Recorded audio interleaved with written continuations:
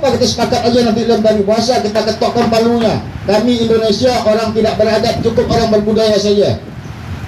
Maukah kita disebut orang tidak beradat? Tidak. Tentu tidak mau.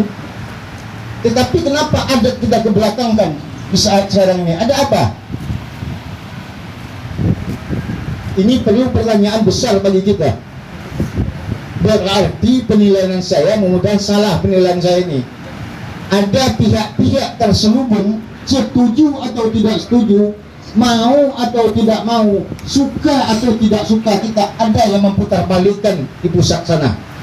Budaya kalian itu besarkan, kami bantu dananya. Adat ini kuno, simpan ke belakang. Karena mereka tahu, mereka takut, mereka yakin apabila berfungsi aturan hukum adat istiadat di daerah Indonesia ini, masing-masing daerah, mereka tidak bisa semena-mena Pak berbuat apa-apa di negeri ini. Inilah yang mereka takutkan. Nah, sehingga budaya itu dibesarkan.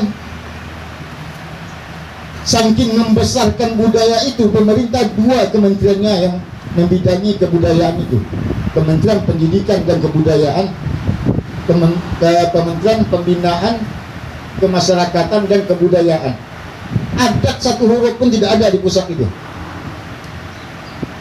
Ini perlu jadi pikiran kita. Maka oleh sebab itu kita berupaya, berusaha. Tidak ada yang kita tunggu lagi dan tidak ada yang kita nanti lagi. Harus mengetuk hati kita masing-masing putra daerah Indonesia ini supaya kembali ke jati diri kita. Bangsa Indonesia ini orang beradat. Kalau kan sabu itu kan tak berbudaya, biarlah tak budaya Datuk Seri itu tak apa. Tapi kalau sabu itu kan tak beradat, aku bakalan ngomongnya. Tapi zamannya ini cerita posan budaya yang digemburkan. Bahkan saya dapat informasi kemarin, hari Selasa kemarin ada pertemuan dengan beberapa kawan di MPR.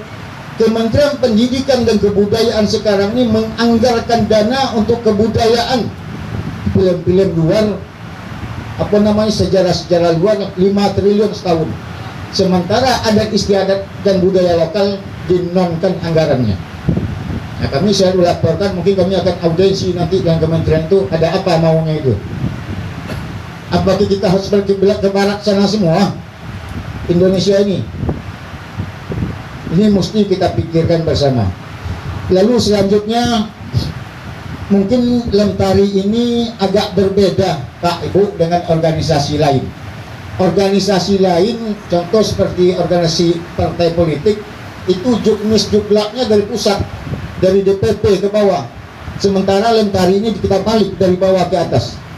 Saya sering mengatakan di mana-mana pun pengukuhan Lentari ini, DPP itu tidak punya adat.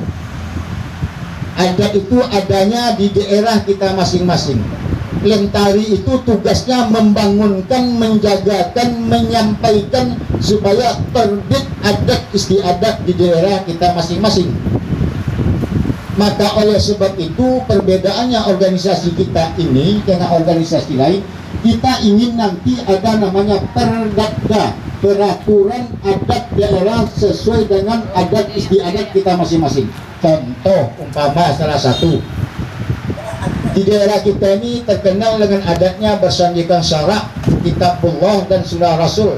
Artinya dalam bahasa adat, agama mengatakan adat harus menjalankannya. Maka oleh sebab itu nanti kita nggak perlu ragu.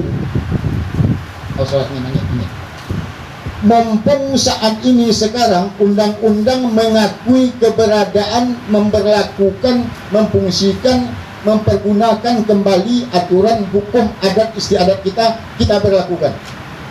Kalau tidak kita berlakukan aturan hukum adat istiadat kita di daerah kita masing-masing, saya hakul yakin 5 tahun lagi yang ada di Undang-Undang Dasar 1945 pasal 18B itu pasti itu direvisi oleh pihak-pihak yang tertentu.